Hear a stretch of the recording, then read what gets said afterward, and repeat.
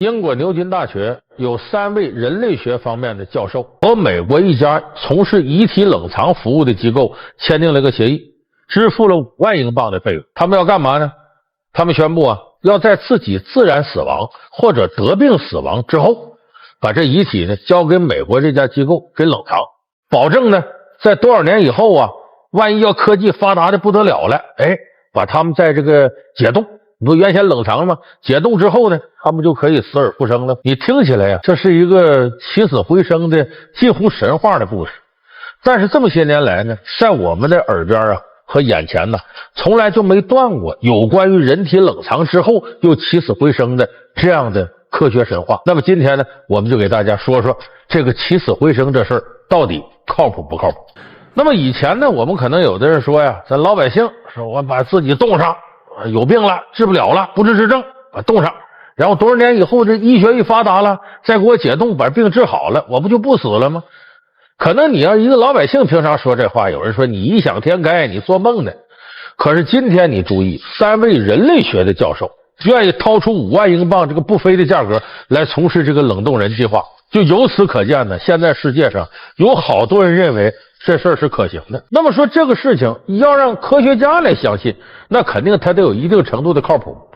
而且这仨人有意思，一个人表示我要全体冷冻，我这整个从头到脚都冷冻上；有2个人表示你把我脑袋弄下来，我就冷冻这脑袋，别的我不要了。你看，这说明他们中间有的人呢，也是带着一种实验的色彩来看待这个事儿的。你看呢，现在美国这家冷藏机构呢，就把整个这个冷冻的过程公诸于众。据说基本上的器官细胞也不会有损害。那什么时候给它解冻呢？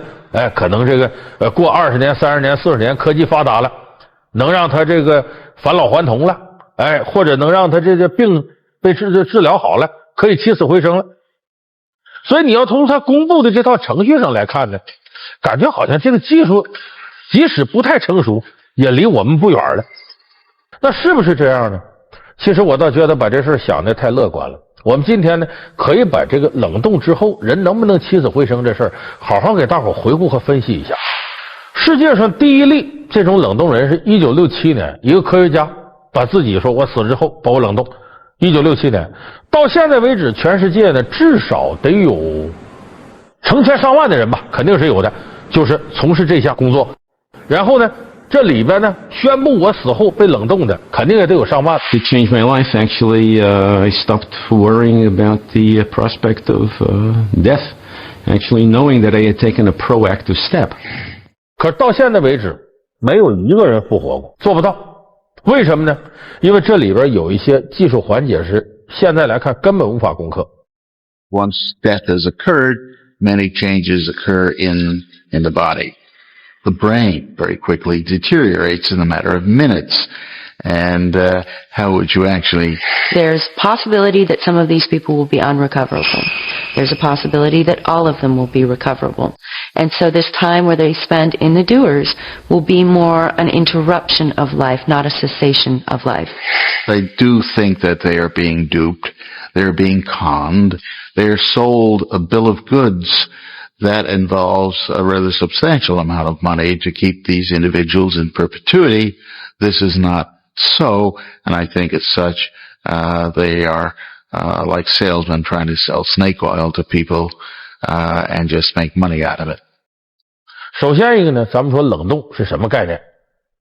咱们看现实当中有人做过那个实验，就拿动物做实验，就冻死是什么个过程？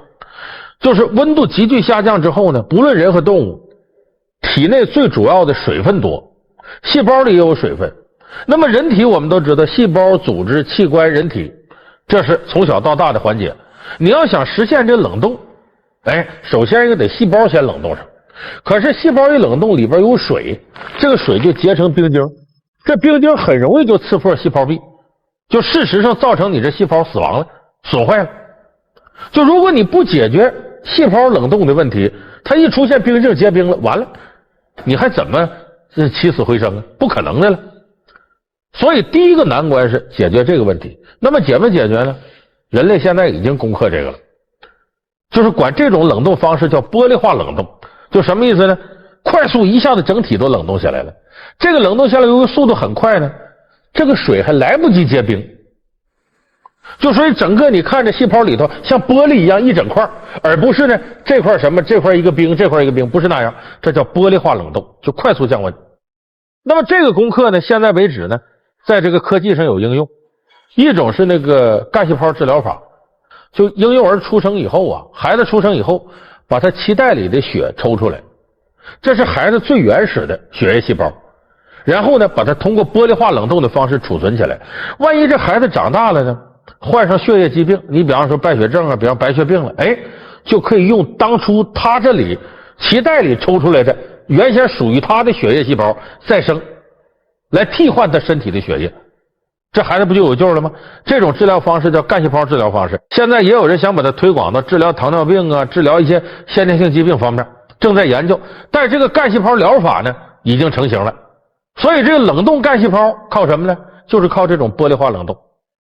还有一个非常典型的例子很有意思，就是英国有一个男的，他14岁那年呢得了睾丸癌，这不就将来就是这睾丸癌你不能生育了，这在他家人支持下呢，这个14岁的男孩呢，把自己的精子啊，就通过玻璃化冷冻的方式给冷冻住了。过了23年，他37岁的时候，就用这个冷冻的那个精子让他复活，让他自己的妻子怀孕了，生下一个非常健康的超时空男孩。冷冻精子、冷冻卵子、冷冻干细胞，这个技术现在已经很实用了，成型了。有人说，那既然这样的话，那不细胞能冷冻下来，人体就由细胞构成的，来呗，都冷冻不就实现了吗？不行，为什么呢？人身体呀，它比较复杂。我刚才说细胞、组织、器官、人体，有表层、有里头、有骨头、有肉、有内脏，每个脏器官的细胞构成都不一样。你能让这种细胞，比方你能让肝的细胞歘就冷冻下来，你同样用这温度，肺的细胞没有完全冷冻住，就说每个器官它不一样。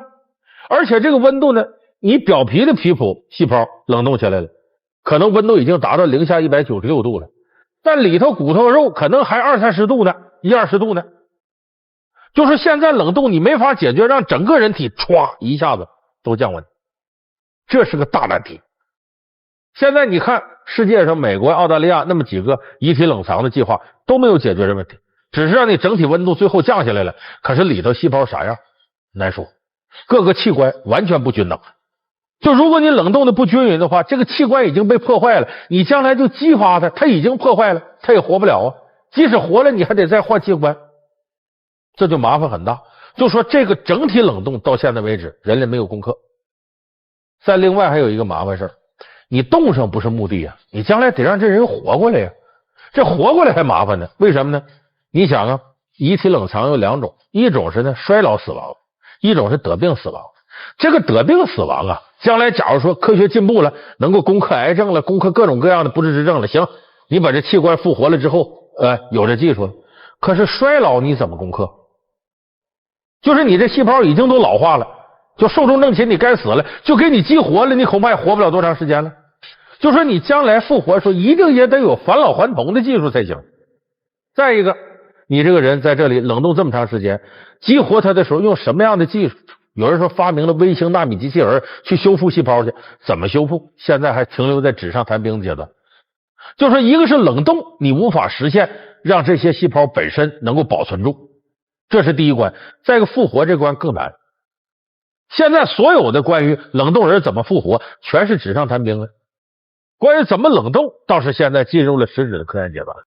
所以我们说，现在这冷冻人计划呢，更多在我看，它还停留在一个幻想阶段。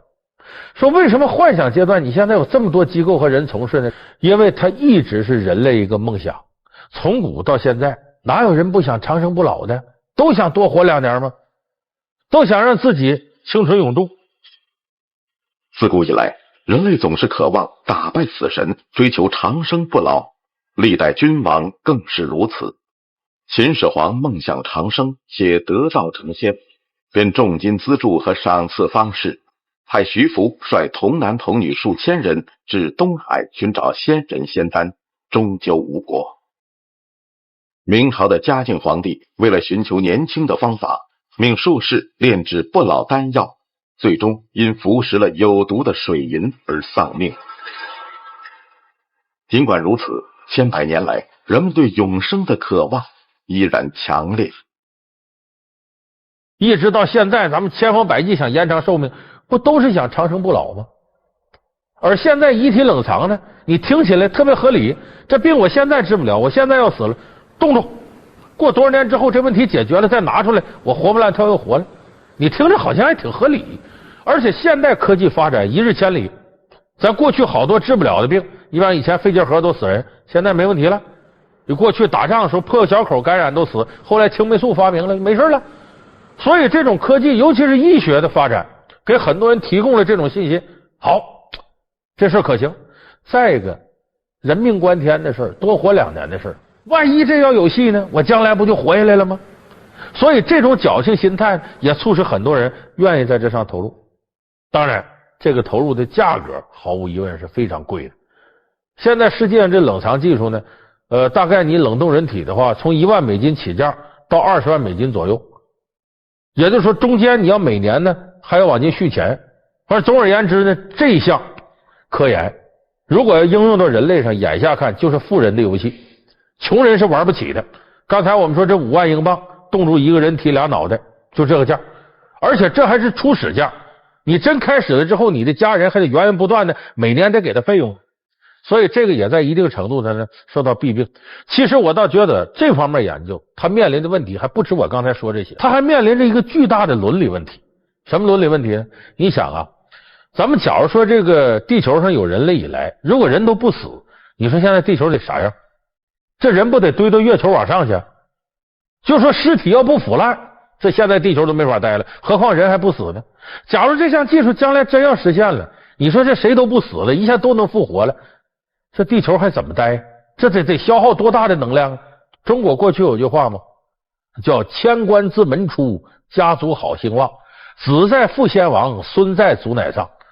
就说你家里头棺材啊从门里边抬出去，不是不吉利的事儿，恰恰说明你家里进入正常的人伦循环。千官自门出，家族好兴旺，有死的才有活的，子在父先亡，孙在祖乃上，就是你有儿子了，爹这辈儿也快死了，有孙子了，那毫无疑问爷爷那辈儿基本就快没了。他这是正常的一种自然规律，如果你打破这自然规律，乱套了。这个自然规律啊，它有时候很奇妙。你比方说这个，你看动物你就知道，凡是那种杀伤力不大的动物，挺温和的食草动物，繁殖能力都特别强，牛羊马呀。凡是那种吃肉的动物，狠的，你看老虎豹狮子，繁殖能力都不强，这就符合规律啊。你假如有1000头牛，这有1000只狮子，坏了不够吃了。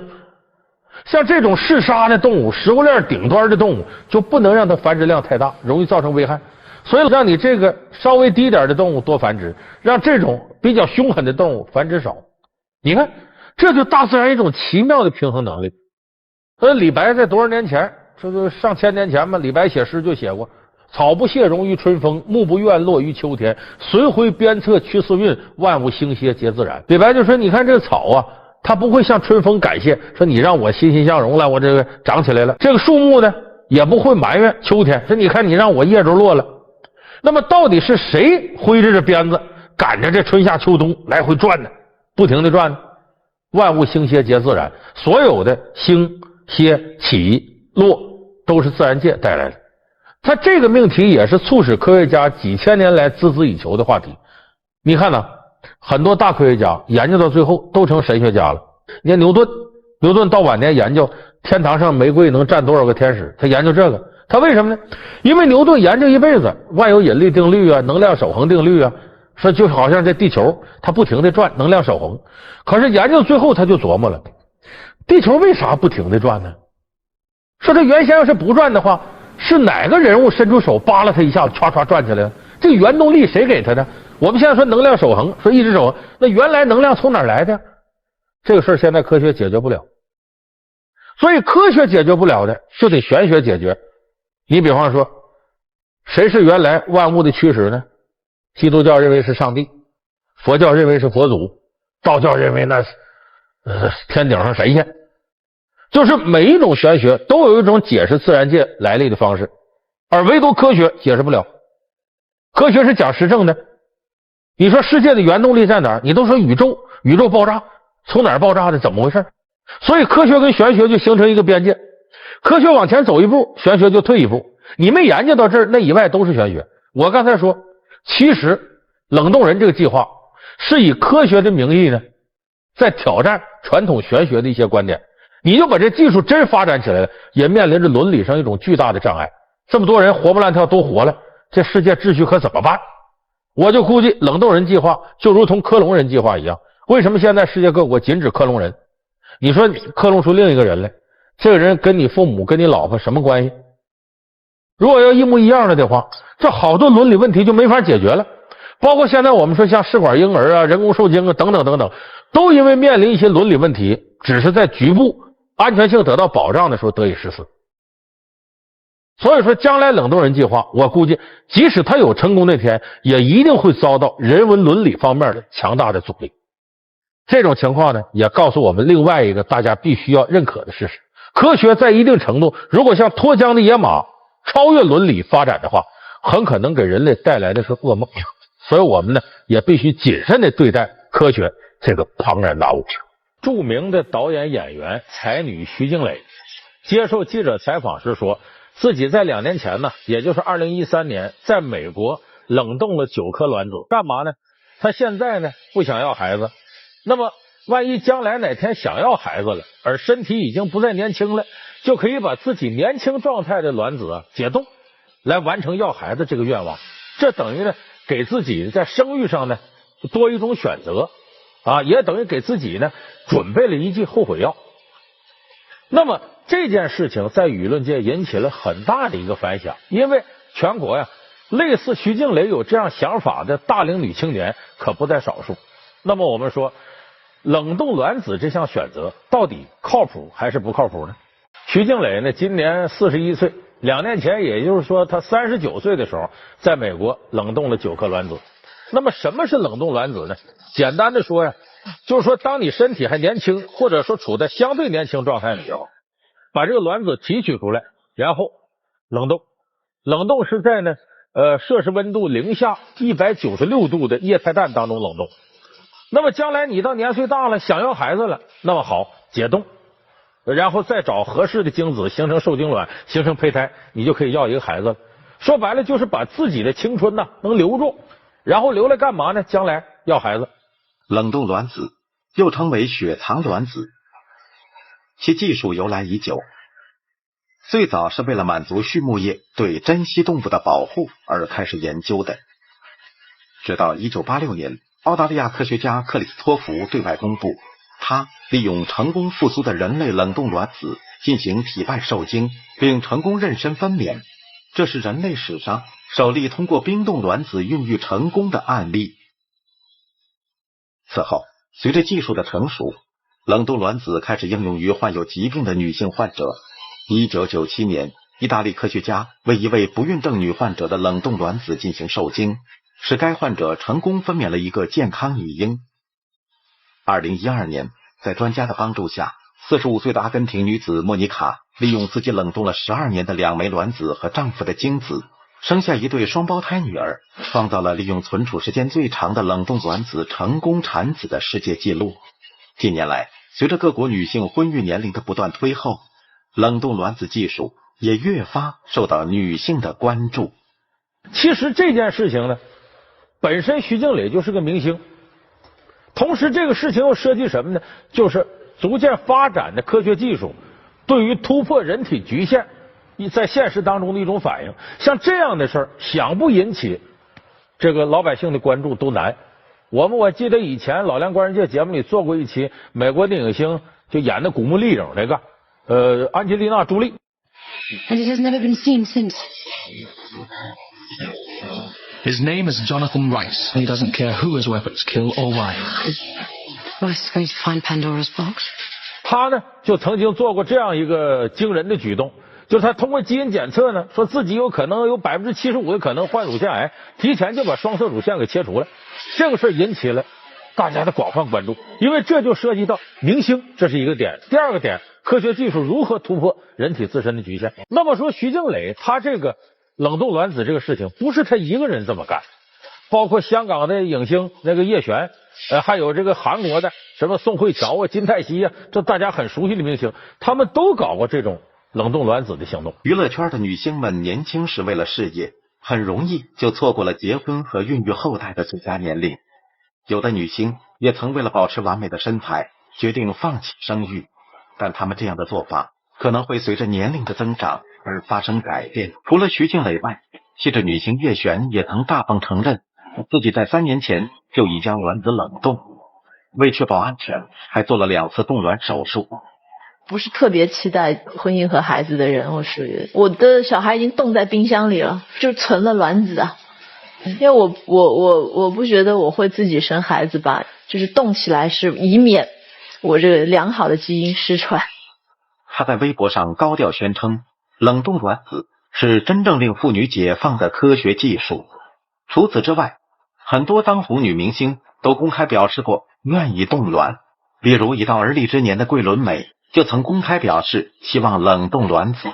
其实我对于这个议题我还没有非常深入的了解，但是我觉得因为我们都没有办法预期什么时候天能够赐一个宝宝给我们，没有办法预期这个事情。那尤其在我们朝九晚五那个时间表不是那么稳定的工作时程当中，身体的变化力度挺大的。如果你我怎么讲这个话题很多元素的，如果能在健康的时候保留下来，我觉得也挺好的。同样35岁的柳岩也对冷冻卵子表示出了兴趣。真的用科技的手段，我真的打算就是去美国或者去别的国家去冻几颗卵子了。另外，田馥甄、舒淇及蔡依林等台湾当红女星也都表示过，若来不及结婚，就先把卵子冻起来的想法。那么我们说她为什么要这样做呢？我们看着徐静蕾今年41岁啊，导了一些片子，也是著名的演员，就说这是个很有本事的女人。人家现在过得很潇洒，一年当中大半时间在国外度假休息，想要干点事回国拼一下，然后再出去。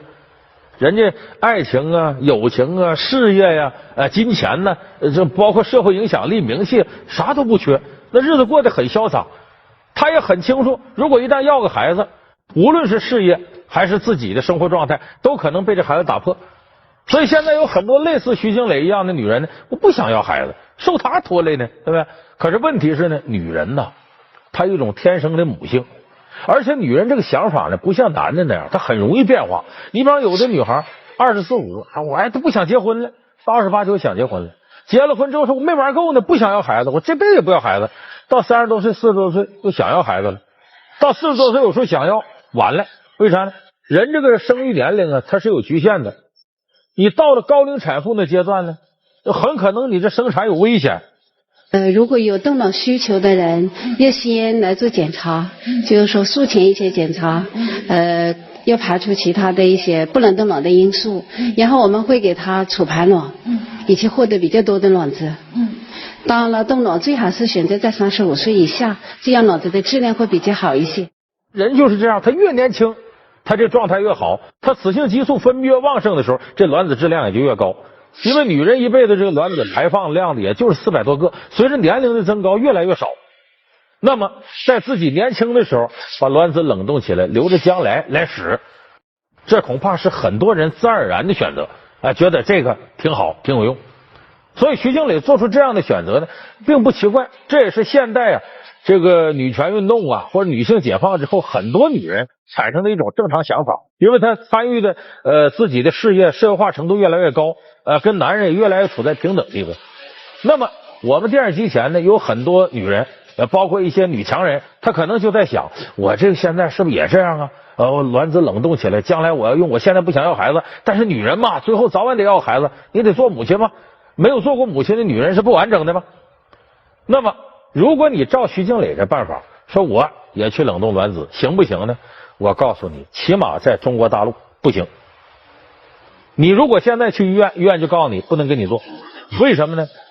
有的暂时不想生孩子，有的患有不育不孕症，冻卵技术给了他们日后做妈妈的希望。可把现在的卵子留到未来用，这样的做法难道真的没有风险吗？英国、美国、日本对冷冻卵子持开放态度，而我国却为何如此谨慎？根据我国相关法规，要具备哪些条件才能实施冷冻卵子呢？老梁观世界，冷冻卵子靠谱吗？正在播出。在我们国家的法律里边呢，对这些健康的女性，尤其是未婚女性，是不能展开冷冻卵子的业务的。为什么呢？因为冷冻卵子啊，它和这个试管婴儿啊，和人工受精一样，它属于辅助生殖技术。我们有这么一个专门的法律，叫《辅助生殖技术管理条例》，里面有明确规定，是不能对健康的，包括未婚的女性采用这样一种方式的，不可以。那么只有两种情况是可以使用这个冷冻卵子的。第一种情况呢是呢，这个人呢要求冷冻卵子，这个女性呢，她患上了癌症这样的病，你比方说乳腺癌或者其他什么癌，因为这癌症治疗呢要化疗，化疗过程当中呢，对女人的生殖系统会产生很大的影响，容易产生病变。你像就有这样的例子，比方说这女孩28了，检查出乳腺癌了，那要进行化疗，可是女孩还没结婚呢。哎呦，我这化疗之后，我这整个这系统有问题了，我是不是就不能要孩子了？那好，为了照顾这部分特殊的病人，可以对这些得了癌症需要化疗的女性患者，把她的卵子拿出来冷冻，因为她这种状态下没经过化疗呢，还没有就受到这种侵害，这卵子相对是完整的、健康的，所以这是第一种情况。第二种情况呢，纯粹为了治疗，就治疗那些不孕不育症。你要有的女性患上这种不孕不育症了，那好，把她的卵子提取出来，说那就直接和她的丈夫或者什么完成人工受精了。但问题是呢，你这边卵子提取出来了，那时候你的丈夫这时候不一定马上能提取出精子，或者说精子不合格，那怎么办呢？只能把你的卵子先冷冻起来。就是在我们的现行法律框架之内，只有刚才我说这两种情况是可以冷冻卵子的，剩下都不可以，就不能够向身体健康的女性提供这样服务，尤其有些未婚的女性呢，不能向她提供这种服务。这是我们现在法律框架之内啊规定。有人说徐静蕾怎么做的？你忘了我刚才说的，徐静蕾到美国做这冷冻卵子。像我们刚才说这几例呢，大多数都是在美国做的。美国的法律里边呢，冷冻卵子是合法的。那么这时候可能有的有这种要求的大龄女青年说：“哎呀，这够冤的了，凭什么美国就合法，我们就不合法呢？”其实中国在这方面做出的限制规定是有它道理的。什么道理呢？首先我们说呀，这个冷冻卵子最后生孩子，这个过程充满着种种不确定性。它不同于冷冻精子，因为精子量大，它的存活率也高。卵子不同在哪儿呢？卵子是人身体最大的细胞，在冷冻的过程当中，它首先要脱水。那么如果这脱水脱的不干净的话，这水形成冰晶就结冰，容易把原来细胞里的组织给损坏，事实上这卵子就没用了。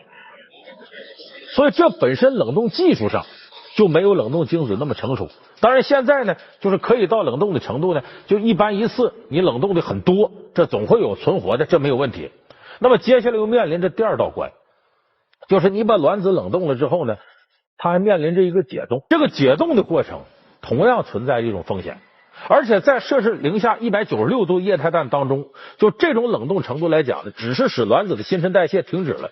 那么在解冻的时候，它是不是功能还像以前完全一样？现在的科学也不能100%的保证它功能还和原来就是冷冻它时候那个状态是一样的。那么好，解冻之后呢，又接着面临呢人工受精，然后形成胚胎。那么在这样一个过程当中，形成胚胎的几率同样不是很高。而且比这个还严重的是什么呢？到现在为止，科学呢也没能完全的把这件事搞明白，就是经过这样过程出生的婴儿，它存不存在着某种基因上的缺陷，有没有可能在后天出现各种各样意外？因为世界上第一例就是由冷冻卵子最后生出孩子是1986年出生的，现在这个人今年已经快30了。目前为止呢，没有得到明确的这个人的体检报告。